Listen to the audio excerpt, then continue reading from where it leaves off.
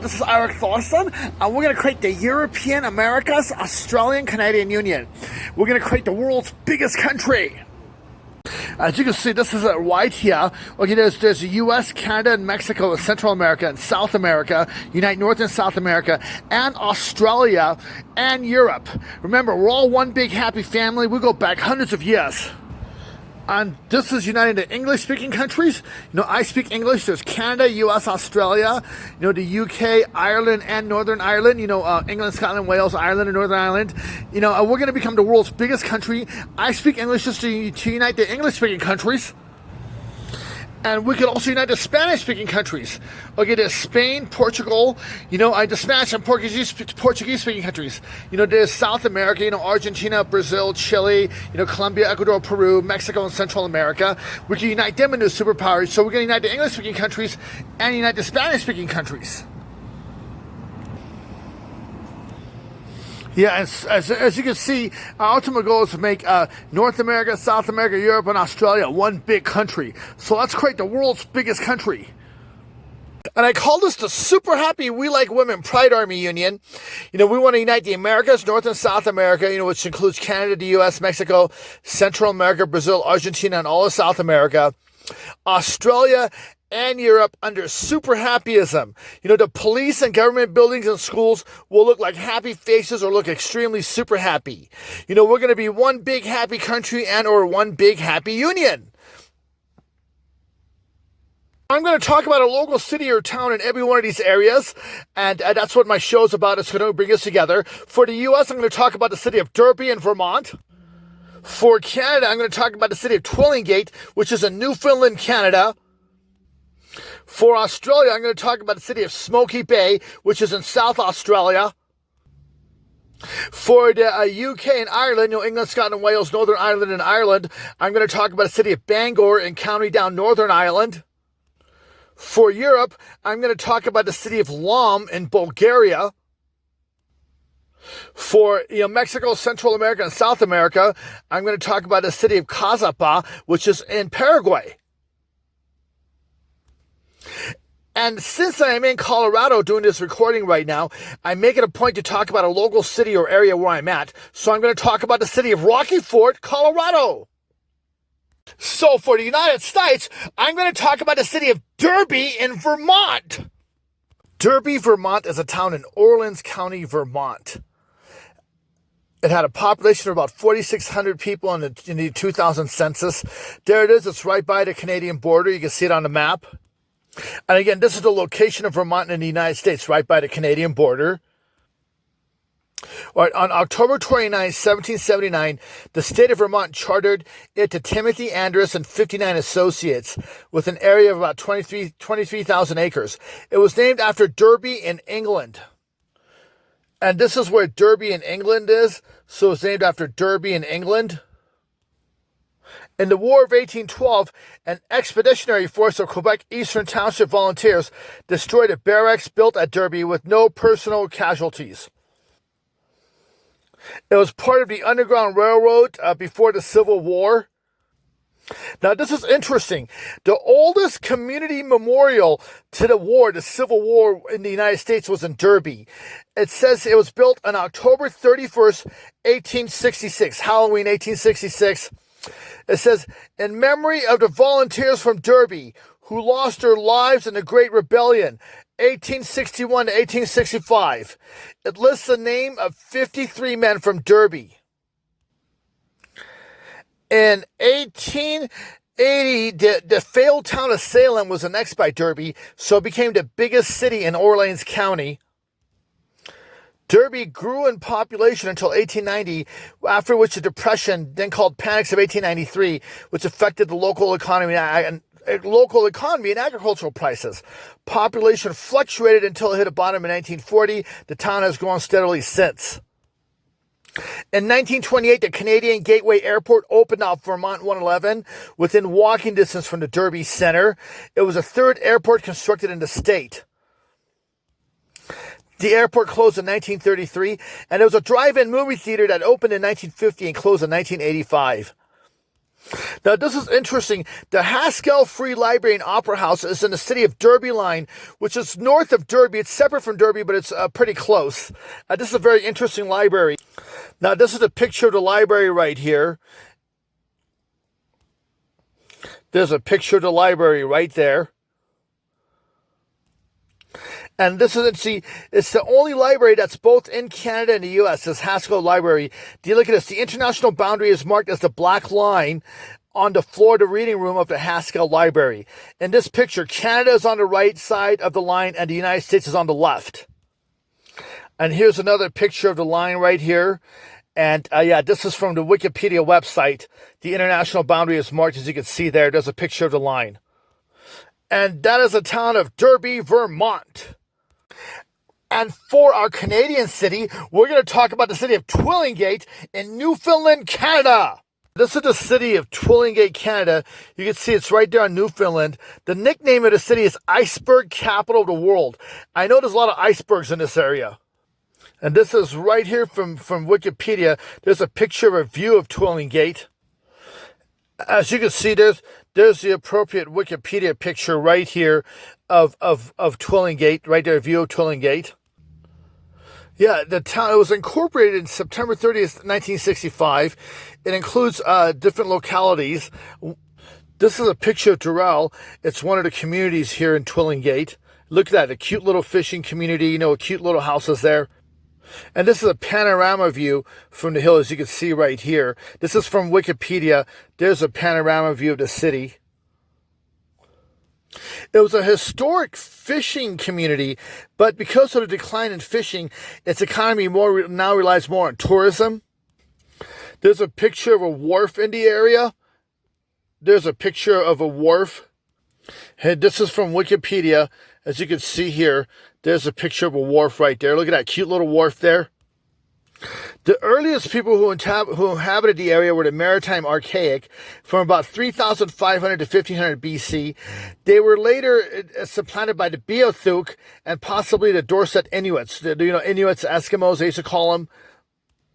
The French had been fishing in the area probably as early as 1500, but the first European settlers did not arrive until the 17th century.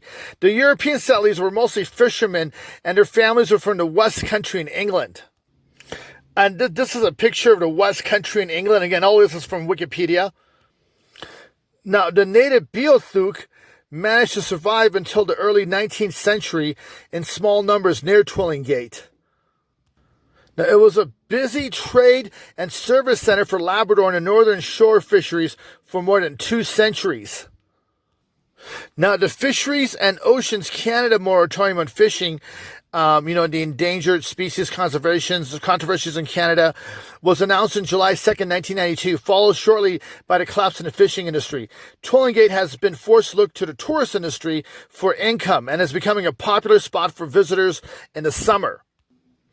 Now, the town is known as the iceberg capital of the world because of the scenery and icebergs that are seen in the spring months. So that's cool. You can go over here and look at spring months, look at icebergs, which is kind of cool. And there's a Long Point Lighthouse. There's a picture of the Long Point Lighthouse. There's a picture here of the this is again from Wikipedia, the Long Point Lighthouse. There's a picture of it right there. That's another tourist attraction. Look at that. It's a really beautiful lighthouse. And this is a picture of Dimastiwit, Mary March, by Lady Henrietta Hamilton. There's a picture of her, Dimastiwit, Mary March. That's a picture of her. It's public domain. This is an interesting story about her. She got kidnapped, and she was a Beothuk Native American. And originally, her original name was Dimastiwit, but she later changed the name to Mary March. And again, all this is from Wikipedia. Dimastiwit, she was one of the last known Beothuks on the island of Newfoundland and was held at Twillingate and lived with the priest of the Church of England, Reverend John Lay.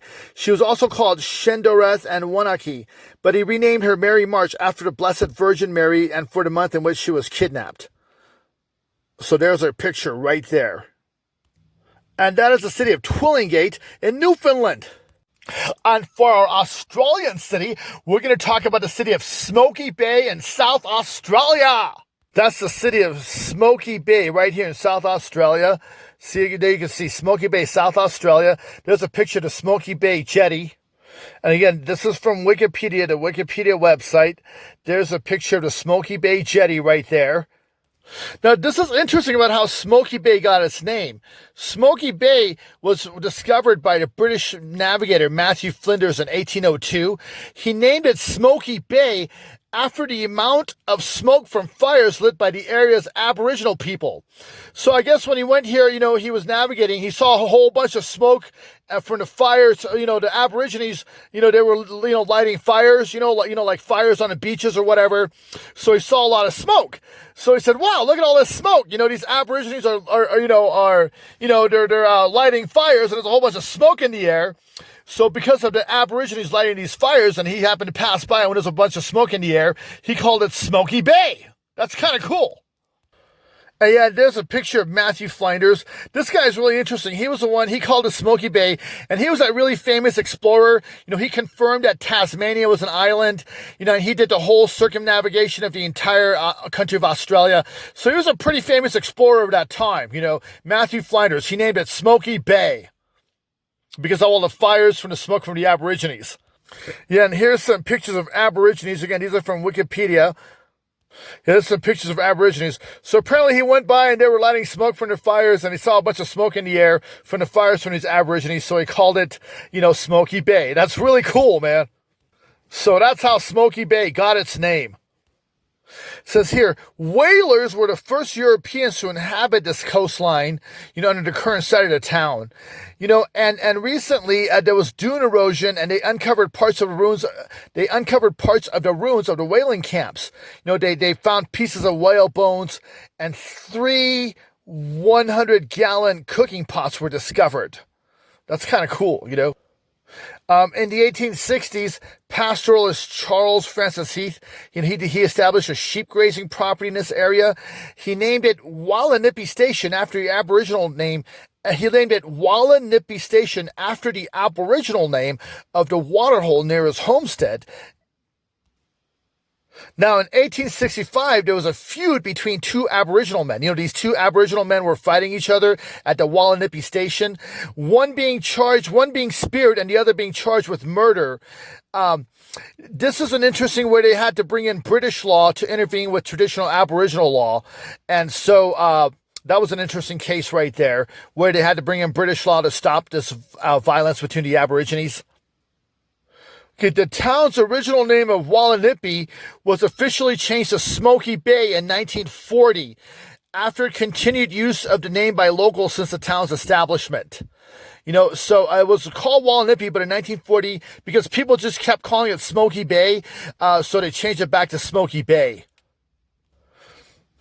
Yeah, the growing of oysters was established in the bay in 1988, providing new jobs for the area. But in 2002, 2003, a ban on all shellfish from the waters of the bay was imposed after a deadly biotoxin was discovered in the shellfish. Tourism has been rapidly expanding into the area, so it's become a very big tourist attraction too. And that is the town of Smoky Bay in South Australia. And for the UK and Ireland, I'm going to talk about the city of Bangor in County Down, Northern Ireland. Now, there's the city of Bangor in County Down, Northern Ireland. There it is on the map. That's the coat of arms of Bangor. And this is a view of Bangor at night from Longhole. And again, this is from Wikipedia. And there it is right here. This is from a Wikipedia picture right from the website. Okay, the name, the town was originally called Inverberg after the now converted stream which ran past the abbey. So it was originally called Inverberg. Now see here, the name Bangor is derived from the Irish word Bangor, modern Irish Bangor, meaning a horned or peaked curve or perhaps a staked enclosure.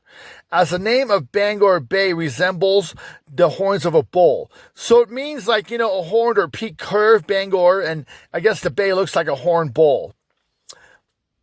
And the area was also known as the Vale of Angels, as St. Patrick once rested there and is said to have had a vision filled with angels. Again, St. Patrick once rested there and is said to have had a vision filled with angels. It's also known as the Vale of Angels. Now, Bangor has a long and varied history. From the Bronze Age people, they found swords from the people from the Bronze Age, and also, it was Viking burial grounds in this area. Really cool place, A lot of very violent Viking raids here in the 8th and 9th centuries, the 700s and 800s. It says here, the monastery of Bangor was founded by St. Comgall in the year 555. And there's a picture of St. Comgall. There's a picture of him right there. This is from Wikipedia. There it is, right from the Wikipedia website. And yeah, he founded a monastery there in the year 555. So here, the modern town had its origins in the early 17th century when James Hamilton, a lowland Scot, arrived in Bangor. He had been granted land grants in the North Down by King James VI and I in 1605. Now, this is interesting. During World War II, General Dwight D. Eisenhower addressed Allied troops in Bangor who were departing to take part in the D-Day landings. Now, in 2005, his granddaughter, Mary Jean Eisenhower, came to the town to oversee the renaming of the Marinas North Pier to the Eisenhower Pier. And that's a picture of the There's a picture of the commemorative plaque on Eisenhower Pier. This is from Wikipedia. Again, this is it right here from Wikipedia. And there's a picture from the Wikipedia website, commemorative plaque on Eisenhower. There it is, Eisenhower Pier, renamed by Mary Jean Eisenhower, 9th July 2005. This is interesting right here. It's the McKee clock. You can see right here the McKee clock. Martin Robinson at this is from Wikipedia. Martin Robinson at English Wikipedia. There's a McKee clock right there. There's a picture of it. Again, this is from the website. And again, this is the city of Bangor in County Downs, Northern Ireland. And I've been to Bangor, Maine. I have no idea if Bangor, Maine is named after Bangor, but it probably was. And anyways, this is really cool. Let's all become one big super happy country. And for our European city, we're going to talk about the city of Lom in Bulgaria. The city of Lom in Bulgaria, it's on the Danube River. It's very close right there by Romania. It's this is Lom right here. You can see it on the map. You're right there by the, location of Lom in Bulgaria. That's his coat of arms. There's a picture right there. Again, this is from the Wikipedia website. And again, there's a picture of it right here from Wikipedia. As you can see, this is straight from the Wikipedia website. There it is. Lom was originally founded here by the Thracians in ancient times. And then it was later, conquered by the Romans. It became a Roman Empire, part of the Roman Empire. The Romans called the fortress and the town Almus, from where the name of today's city and of the Lom River comes. See, Almus, LM, Lom River, I guess. So that's where the name comes from. The first women's society in the country, of Bulgaria was established in 1858 here. And this is really interesting. Lom Peak on Livingston Island in the South Shetland Islands and Antarctica is named after Lom. So that's kind of interesting. And there's a picture of Lom Peak. This is from Wikipedia. It's named after Lom. Again, this is a picture from the Wikipedia website. See Lom Peak? Yeah, and it's right here from Wikipedia. And it's named after Lom in Bulgaria. And there's a picture of the town. There's a picture of a town center right here in Lom. And there's a picture of what's known as Freedom Square in Lom. Look, that's a beautiful picture right there. It looks like a very beautiful city. And here's another picture right here. And here's a picture of the Danube River, Lom on one side and Romania on the other side. And so this is the city of Lom in Bulgaria. And for our, Mexico, Central America, and South American city, we also do want to unite the Spanish-speaking countries and unite Europe, North America, South America, and Australia. We're going to talk about the city of Caazapa in Paraguay. There's a city of Caazapa in Paraguay. There's, as you can see it on the map right there. And that's their city flag. And there's a flag of Paraguay. It was founded on January 25th, 1607 by Luis de Balanos. The name comes from the Guarani words Kage Caazapa, I can't pronounce it right, which means after the forest. Now, Guarani, that's a native indigenous people. That's one of their language there. Okay, the natives believed that after the forest, God, with the attendance of Friar Luis de Balanos, he's the guy who founded the city, he made born water from the earth. So he made water from the earth. So apparently, this is what it means like to me, and I could be wrong, so forgive me if I get this translation wrong, but apparently to me it means that after the forest, this Caazapa, God made water. So God made forest first, like right around here in this area, and then after that he made water. That's one of their myths. That's what I believe it appears to me, but I could be wrong. But anyways, that's kind of cool. I like that. That's a pretty cool native translation. And Friar Luis de Balanos, he was probably born in 1549. He died in October 11, 1629. He was a Spanish Franciscan friar, and he helped initiate a system of reductions or indigenous towns. So he made a whole bunch of indigenous towns in Paraguay and northeastern Argentina. And he founded this city, Caazapa. No. Now, Bolanos was born in Seville, that's in France, and and he with 22 Franciscans departed from Spain in 1572. They arrived in Asuncion, which is the present-day capital of Paraguay, in 1575. He became a priest in 1585. And for 50 more years, so for 50 years, he worked on the evangelization of the Guarani Aboriginals. So he was basically converting the Guarani into Catholics. That's what he was doing for 50 years. He created a system of settlements that were known as reductions, populated by natives and overseen by the friars of the order. So they founded all these towns and settlements, which were basically native towns, but they were run by, Franciscan, Catholic priests. The Jesuit reductions were pretty famous. He would teach these natives to read and write. That was really important. So they would put him in these towns and teach him to read and write, and in 1607, he founded the city of Caazapa. He died at a convent, of St. Francis in Buenos Aires. He died in 1629 at the age of 80. And in 1989, with the new government of President Andres Rodriguez, Caazapa City became the new capital of the Department of Caazapa. So that's kind of cool. So that's the city of Caazapa. So the city of Caazapa right here in Paraguay. And remember, we do want to encourage, not only, Europe, North America, South America, and Australia to become one country. We want to unite the English-speaking countries, UK, especially Canada, Australia, US.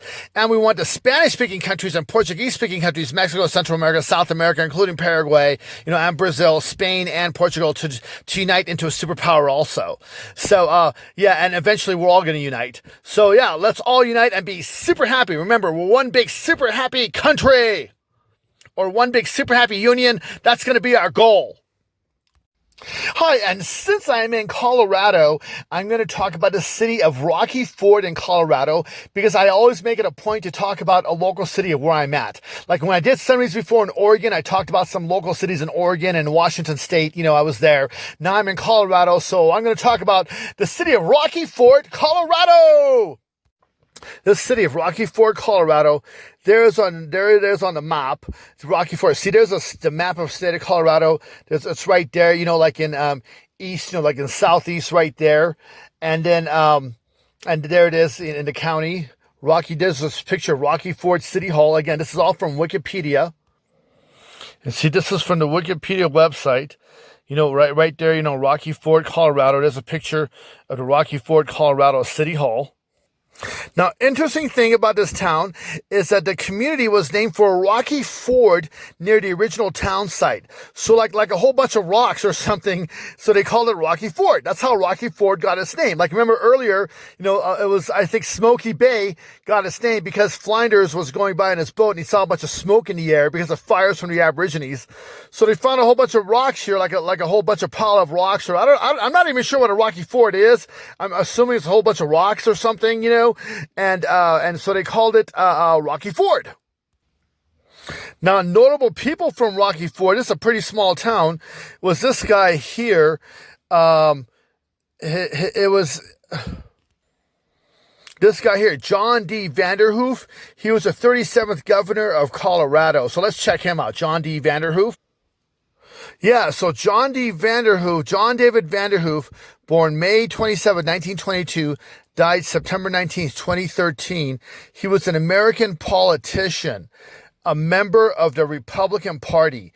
Vanderhoof served as the 37th governor of Colorado from 1973 to 1975. He assumed the office from John Arthur Love, who was appointed to the National Energy Policy Office by President Nixon. No, so this guy, John Arthur Love, he was a governor, but when he was governor, he was appointed to the National Energy Policy Office by President Nixon. So this guy, John David Vanderhoof, became governor. He failed to win a term in his own right, being defeated by Democrat Richard Lamb in the 1974 election. Yeah, so this guy, John David Vanderhoof, born May 27, 1922, right here in Rocky Ford, Colorado, and he died on September 19, 2013, age 91, in Glenwood Springs, Colorado. Now, this is interesting. He served in naval aviation during World War II, flying over 100 stories as a fighter pilot. When this is interesting, look at this. In 1945, he suffered a broken leg when his aircraft was shot down near the Philippines and his parachute malfunctioned. That's the same thing that happened to President George Herbert Walker Bush. He was, the first Bush, the father, the Gulf War, the guy president from 1988 to 1992. He was a naval pilot too, and his plane got shot down by the Japanese. So he had the same thing with Bush. They were both naval air pilots, and their planes got shot down. That's pretty interesting. This town has had some pretty successful political people. This guy, Earl T. Newberry, Oregon Secretary of State. He's from Rocky Point too, Rocky Ford. Yeah, this guy, Earl T. Newberry, he's from Rocky Ford, Colorado. He became Secretary of State of Oregon. And, the current governor of Oregon, Kate Brown, she was also Secretary of State of Oregon before she became governor. I know about her. See, look at this. She was a 24th Oregon Secretary of State, June 5th, 2009 to 2015. And now she's a current governor of Oregon. There she is, Kate Brown. I was in Oregon. That's a beautiful state. There she is. And this guy, Earl T. Newberry, he was a Secretary of State of Oregon. See, look at him. He was born April 15th, 1900 in Rocky Ford, Colorado. So this little town of Rocky Ford here in Colorado, produced some impressive political figures, including, former Colorado State Governor, Governor of Colorado. So that's Rocky Ford, Colorado. And thank you for watching my video. Remember, we're going to create the world's biggest country. North America, U.S., Canada, Mexico, Central America, and South America. Argentina, Brazil, Paraguay. We're going to be one country, and Australia and Europe. And we're going to have different versions because some people might feel more comfortable, like unite the English-speaking countries. The big ones, U.S., Canada, and Australia. That's going to be the world's biggest country. Bigger than Russia. The unite the Spanish and Portuguese-speaking countries. Mexico, Central America, Argentina, Brazil, Spain, and Portugal. Also, we're uniting with Europe and also uniting with Australia. And ultimately, our goal is North America, South America, Europe, and Australia. We're going to be one country. We're going to be the world's biggest country. We'll be 1.8 billion strong. Remember, we go back hundreds of years, so we're one big, happy family. And remember, everything in this video is my free speech opinion. It's all public domain. It's 100% public domain. It's released to the public. And, it's public information. information now. I got almost all the images and most of the stuff from Wikipedia, so it's public, fair use domain. I did give the appropriate accreditations of every single picture, in this video, so the appropriate Wikipedia accreditations are there, and or they're public use pictures, public domain pictures, and yeah, so it's all from Wikipedia. You can let public information. And so let's just create, and again, the countries in this video, the people I mentioned, they have no official affiliation with my free speech opinion video. I'm using this video, basically I want us to become one big country. So I talk about, a part of every part, in Europe, North America, US, Canada, Mexico, Central, South America, and Australia. So we could all become one big happy country. And I plan on making a lot more videos and starting businesses so we can become one big super happy country. My goal is hopefully get thousands, hundreds of thousands, and millions of people into these movements. And so let's just do that. Let's create the world's biggest country. And and I want to wish you guys a super, super happy day. Let's be super happy. Remember, we're one big super happy family. We'll go back hundreds of years. So let's become one big super happy country, or one big super happy union.